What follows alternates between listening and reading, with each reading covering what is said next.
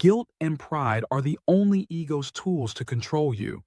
Let's uncover how to break free and find peace. These emotions might seem natural and inevitable, but when viewed through the lens of spiritual growth, they reveal themselves as mechanisms of the ego, keeping you tethered to its illusions.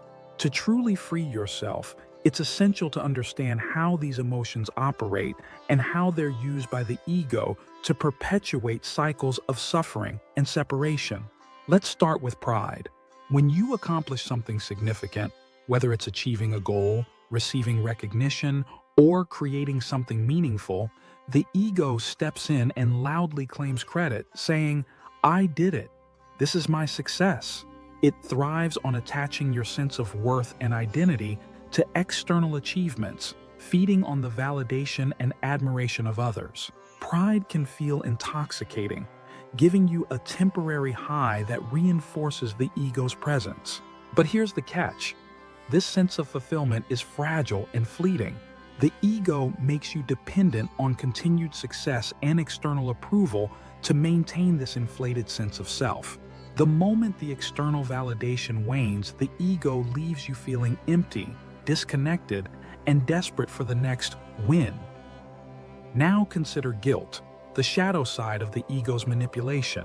When things go wrong, when you make a mistake, face a setback, or hurt someone, the ego changes tactics. Instead of claiming responsibility in a balanced, constructive way, it either deflects blame onto others, saying, "It's not my fault, it's theirs," or it turns inward with a vengeance, whispering, "You are the problem. You did this. You're not good enough." This creates a heavy burden of shame, regret, and self-loathing, trapping you in a cycle of negative self-talk and emotional paralysis. The ego knows that guilt keeps you small, focused on past mistakes, and unable to move forward with clarity or self-compassion. What makes the ego so deceptive is its ability to personalize these experiences.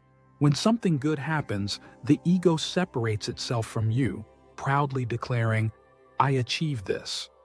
But when things go wrong, it shifts the blame squarely onto you, saying, "You are responsible for this failure." This duality keeps you trapped in an exhausting cycle of emotional highs and lows, constantly seeking validation while simultaneously fearing judgment and rejection. It's a clever trick, but ultimately, it's a distraction from the deeper truth of who you are.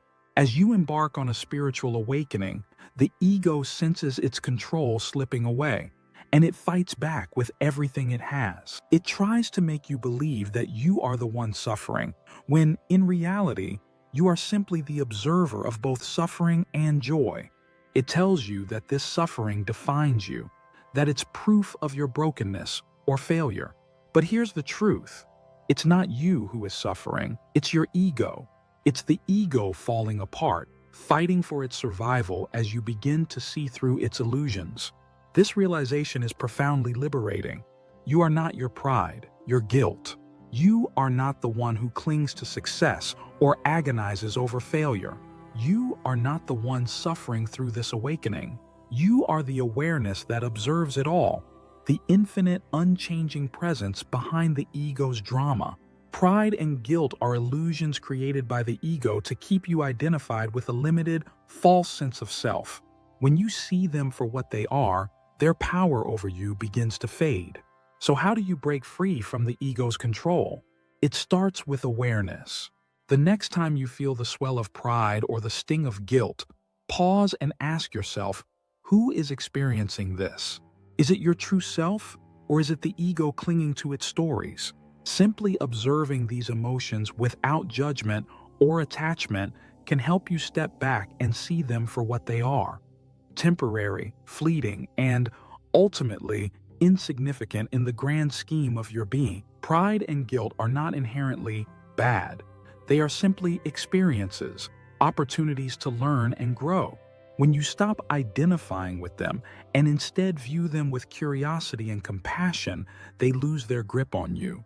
You can celebrate your successes without letting pride define you, and you take responsibility for your actions without being consumed by guilt.